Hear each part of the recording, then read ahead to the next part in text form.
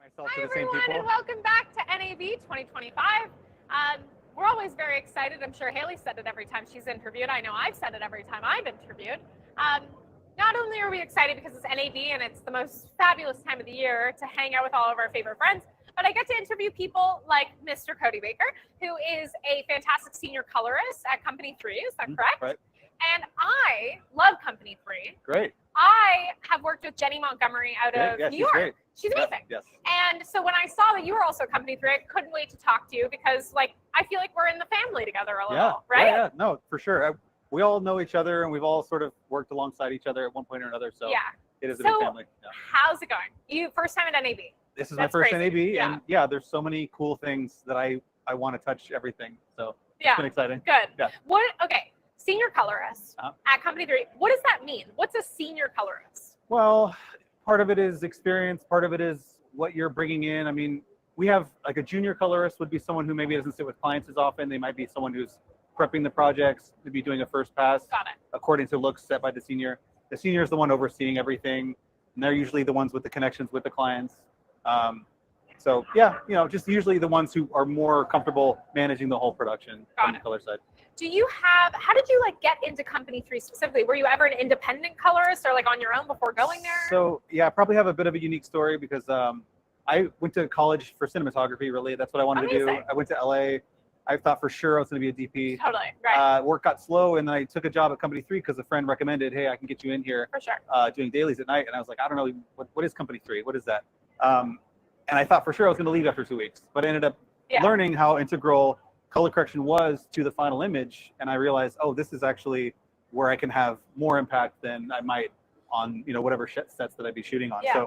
So yeah, I fell in love with it and just kind of worked my way up from starting at night, doing feature dailies, assisting, and then moving up to DI, assisting, and then finally getting my own shows and things. Oh my God. So I'm a huge fangirl when it comes to colorists because as a DP, finding your colorist feels like finding your gaffer or your operator. Yes. It really is a relationship where when it works, it really works. And it is finding people who have to share the same tastes. You know, when I started working with Jenny, I was like, oh my God, all the answers in my life have been solved because she just got it. She understood what I meant when I said I want this, I lit with this gel on this tungsten light. And so I really wanted to emulate, this street light color and I want tungsten to look this way. And it just felt like that language was there. Can you talk about the relationship you form with your DPs and finding what that right collaboration with a colorist looks like? Right. Yeah, that is critical because a lot of times, I mean, obviously all the Company 3 colorists are supremely talented, but we all have different kind of attitudes and we all interact differently with people. So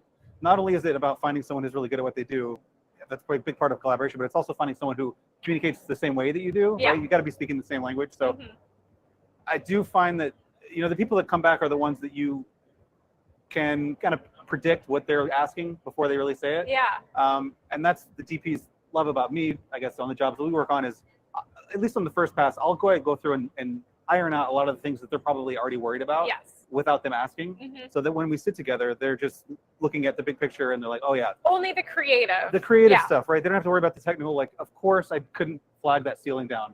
I know to bring that down because I know what these people want. You have an eye. Right.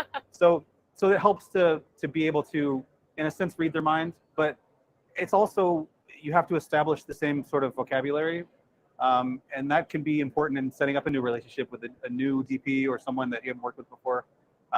Figuring out what they mean when they say certain words, because we all see color a little differently and we're going to use different words to describe the same thing. So it's about how can I be the best translator for you to give you what you want on screen with the tools that I have at my disposal. And once you've established that language, then that relationship is going to be even more successful, right? Because then we can focus on having fun. And it's also, there's more outside of the work too. We color together, but then maybe we'll actually go hang out afterwards. And then, that builds up the relationship too. So the language of everyone seeing color differently is so interesting to me because I think it's the human species can see more colors of green than any other species on Earth because we used to predator versus prey and figuring out the different shades of green and camouflage and stuff. And that brings me to the question of how do you establish language with a DP and a colorist? What are some of the things you're looking for in the communication with DPs? Everyone probably has a different answer to this, but for me, establishing like a common visual baseline is helpful. So like when I ask for reference stills, that's pretty common and maybe cliche, but it is helpful.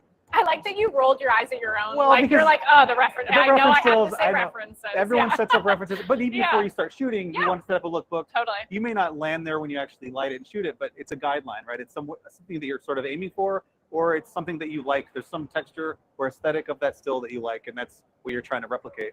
And so that is helpful for me too. Like, let me see what you guys were going after, even though we're not going to maybe grade it this way. Yeah. So like, I'll get frames for maybe White Lotus, and it's like, we're not going to maybe copy that look exactly, but okay, I know that you like this. What is it that you like about it? And we'll talk about it. And then I know, okay, what you're really going for is like a rich, deep texture, like lower exposures and things like that. Okay, that's something for me to keep in mind mentally going through. Not every scene's going to look that way, but I know that that's kind of like the overall aesthetic that you're going for. What are you noticing is like the common theme with color grading right now? Like I feel like there's different eras. Yeah. And I can tell you've already thought of something because you're like smiling ear to ear. So what is it? Tell me. Well, so this comes up online all the time, but people are like, why are movies so dark? Why are TV shows so dark? Well, so there's a few reasons why I think that is. One is just that we can now. That wasn't a possibility before. If you shot film really dark, it was going to get really grainy, and then you might lose things that you can't recover. Also, TV sets at home now are so accurate that we can keep things dark, and we know that it's going to be reproduced properly at home. So is it a trend? Yeah, probably. But also, like, DPs have always wanted to light things dark. We just couldn't do it because it was unpredictable, unreliable.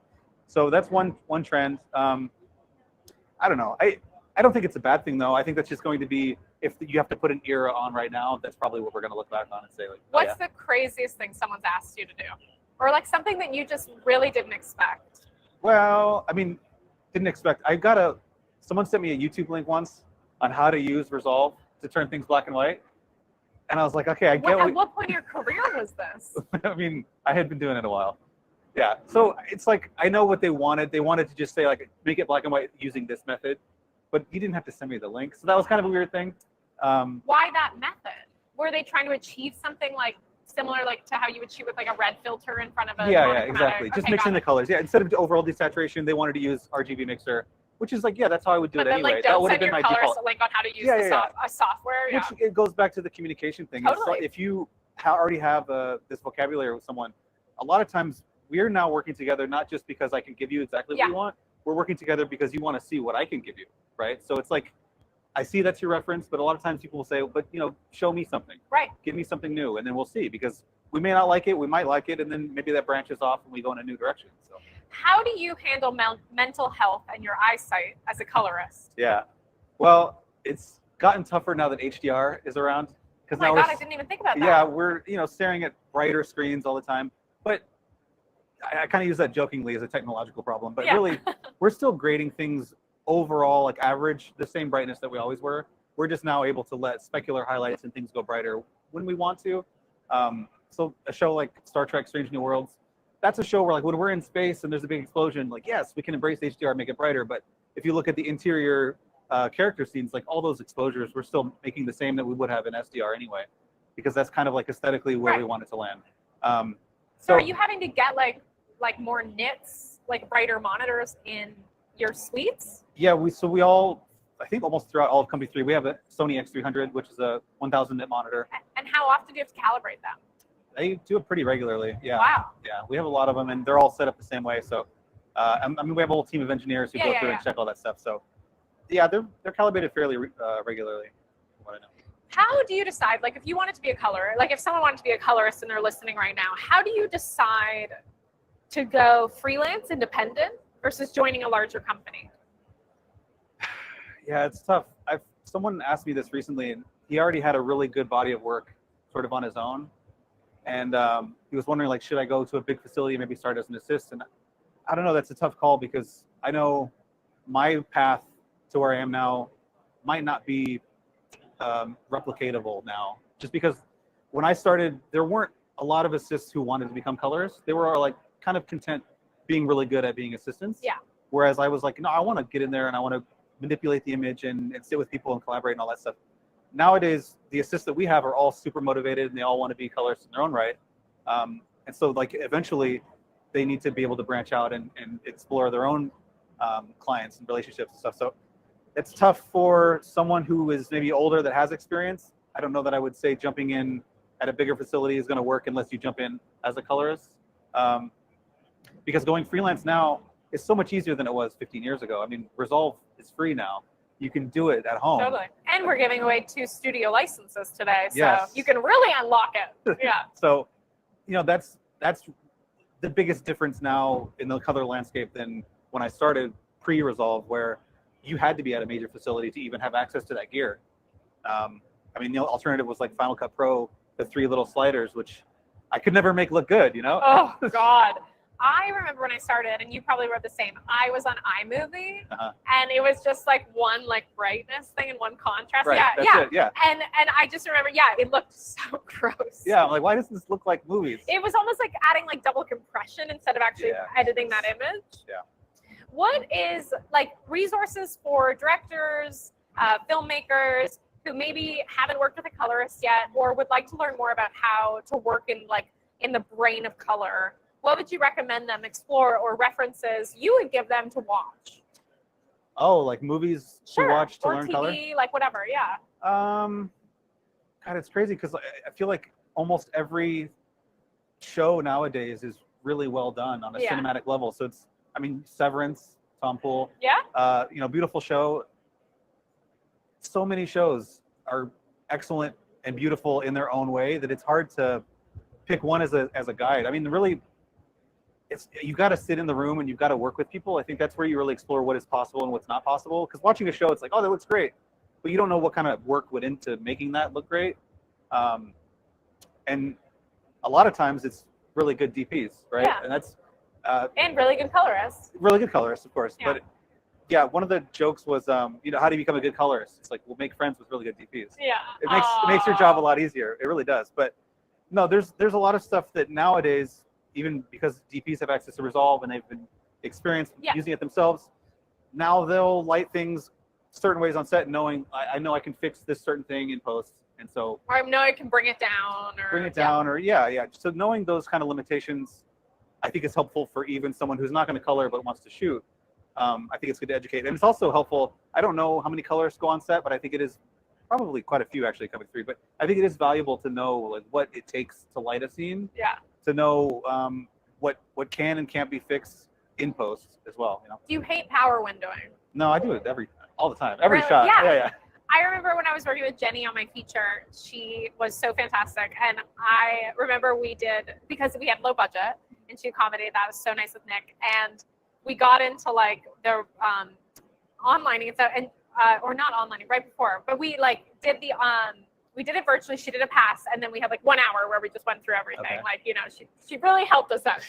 And I remember just being like, do you mind bringing up like the highlight? I really tried to have some highlight here and there. And she just turned on like all the options where you can see all the power windows. Yeah. And I was like, you're a god. Yeah. Like, you did it all. Like, you knew what I wanted. Right, You brought this window down a little. You brought up the highlight a little. The skin tone over here looks good. And it's just like, you're really a painter over there. Yes, it can definitely go that way. That is cool to have that flexibility when you need to be able to not necessarily correct things, but to enhance them and elevate them to the next level. And know that like there's a pattern here, and how can we kind of like emulate it or bring it up in the shots that maybe they didn't have time to get that pattern, Yeah, there was so it's kind of different, but I worked on Star Trek Picard also. Yeah. I'm a big Star Trek fan, so I'm very proud of I know you've mentioned it twice. And I know. So I Sorry, feel like, name dropping. No. My next question was going to be like, okay, name drop. I want people to be fans. Right. But that's so funny because I had done like Lord of the Rings or something. I would totally be like, I did Lord of, you know what I mean? So, okay, Star Trek, go. Right. So one of the fun things I got to do on that show, aside from just making the show look cool from a grade perspective, is there was one particular thing where obviously they're using a lot of consoles as their to press buttons and control the ship and things like that. And so those were all just screens that they're pressing, but there's no interactive light on them. And so one of the things the showrunner, Terry Metalis, wanted to do is like, well, can we make those look interactive somehow? So that was just put on me, like, do something when they press these buttons to make them look like something's happening. And so as a Star Trek fan, I took that as like, oh, I'm establishing some lore here. How these buttons react. So I went through and animated the color change and maybe they're dissolving off and things like that. Like, it's really silly, but it was cool to do something that wasn't, it's not like a standard thing that I would do in color correction. That was like a fun technical contribution to the lore and a way to collaborate. Right. And I love that. That's so okay. Let's do it. Let's name drop your credits. Name me like some really fun ones you really enjoyed. I may know. Okay, Station 11 was the show. Came out 2021, I think. You did Station 11? Yeah. Great show. Oh, So good. I bawled my eyes out at that Yeah, ending. It's great. I need to read it as well. The book is still. good too. Really? That's what's great about the show is I'd read the book first, and I love the book, and the show is actually pretty So you different. came on as a fan, like Yeah. Star Trek. Yes. Yeah. Amazing. And Patrick Somerville, showrunner, he adapted that book in a different way that I didn't see coming, but it made it really good on its own. Oh, And I think that's the incredible. best adaptation is when they can stand. It's on their own. incredible. Yeah. Great job. Next. Prey is a movie I did with Dan Trachtenberg. Yes. Okay. Jeff Cutter Okay. shot it. Beautiful movie. I'm working with them again on another project Oh, cool. that's in the works now, so that'll be fun. What else? I have to Mythic look at Quest? IMDb. Mythic Quest is Okay, good. Yeah, yeah. Mythic Quest did that for what, 4 seasons now? Wow. I don't know. We haven't heard if it's coming back. Come on, Apple, let's bring that back. I know, Apple. You're at the Black Magic booth. We know Yeah. you're there. You may be tuned in. Pick up this man's show for a 5th season, It's please. a great show, funny show. Also really well done. You know, I love seeing comedy that's done on like a big elevated production Yeah. level. Geez, I can never remember shows that I've done. You just I know I work have a lot, so but much. I've done a couple things. One that I mentioned earlier today, Yeah. Blood Drive. It's an older show. It got Oh. canceled. It was on Sci-Fi, but it was so over the top, like grindhouse gore. What and was that like? that was fun because we got to just do crazy things, like push colors way saturated in certain ways that you wouldn't normally do because it doesn't feel natural. But this is like a show where the cars are eating people. So yeah, let's go for it. You know. So that was a really fun one that I wish had gotten picked up, but I guess it was a little too weird Yeah. for the Aw. audiences. What is something that like we don't know because we're not colorists is really challenging for your job? As a cinematographer, Like as a cinematographer or director, like, and I don't work as a colorist. right? What's something that's really challenging for you that I may not know? That you Like, may not know. Yeah, like what part of the process? Like, is the movie 300? Yeah. Is that a hard thing to grade? So it's funny, that movie was being done when I started at Company 3, so I Okay. got to see that being done. I don't know that it's necessarily hard. It is a strong grade, but a lot of that is also being done in green screen effects and things. A lot of the backgrounds are being replaced, so I don't know that that's something a DP wouldn't have anticipated. Okay. But Like, if I give you footage, what Yeah. would you be like where you're like, this is really hard? I mean, obviously the absence of light, right? Because you don't have any information. sure. Fortunately, a lot of people I work with actually ask me these questions up front. Oh, that's good to know. They'll ask me, hey, I'm shooting on the AR wall. What are some things to look out for Oh, on this that's wall? smart. Yeah. Or we want to shoot black and white. We can make a lot for that, so you Yeah. can monitor it. But what are some other things to watch out for? And so I can answer those questions then before they get too deep into That's production great. to where you can't reverse any of that. Got it. Yeah. Fantastic. So, okay, what's your number one like hot tip you would give for a colorist who's like getting started? They haven't done their first thing yet, but they want to do. They'll start with like maybe a student project or a short film. What are some of the things you'd be like? Make sure you have this set up, or make sure you have like this like mentality towards the project. Yeah, I think sometimes people can get caught up in trying to affect it, like trying to give it a look, when really it's about the whole thing. You've got to make it all work as a whole, and that doesn't necessarily just mean balancing shot to shot, which I think is important, because just doing that regularly, you'll get a lot of practice as a colorist. Just make things match. Yeah. Right? It sounds easy, but a lot of people starting out can't Oh do no, that it's yet. a nightmare. As a Right. DP who's tried it, Yeah. nightmare. You get like, you think you're good, and then you get like more along, and then you get to the end of like whatever you're doing, and you're like, wait, it looks completely different. Exactly, from the because front. I think that's a muscle that needs to be trained, is that Yeah. how you perceive the look, because some people do, like 2 scenes later, they're like, oh, this doesn't look like this scene two scenes ago, and it's like, we'll go back and they're like, oh yeah, actually it matches exactly, Oh, because yeah. you kind of like get used to, the longer we sit on maybe a dark blue scene, your eyes will adjust, and then when you jump to the next scene, it can be exaggerated. So that's another thing to keep in mind when we're grading scenes too, is like, I know this feels not very red to you now, but let me show you, let me go back, and then we'll jump into it again, and you're like, oh yeah, that's blasting my eyeballs, it's so red. So that's a exercise I think to get used to when you're getting started out, is just go through the whole thing and then go through it again and see how you feel about it. And then that's the technical side of it, right? Learning all the tools is something that everyone can do because the software is available. But once you get to the bigger level, it's about working with people, and some people are better at it than others, and that's where I think you see people's careers take off as a colorist is if they're really good at the people too. Yeah. Not only good at the color part, but at interacting and being an advocate for the. You must be a pretty creatives. good advocate then. I don't know. I mean, I guess so. You are. Doing pretty well. I'm giving you the badge. Yes. Cody, thank you so much for joining us. Of course. Where can we find you? Right now, well, I'm in LA. I work out of Hollywood mostly. Oh, fantastic. Yeah. Amazing. And then on Instagram, is it Oh yeah, Cody Baker Instagram, or... jcodybaker_cc on Instagram. That's my color account. And Awesome. yeah, check me out. I'm now a fangirl because I love Station 11. Like Great. it was one of the things where I was like, oh, my heart, you know, and Great show. great job. Yeah. Awesome. See you guys. Bye.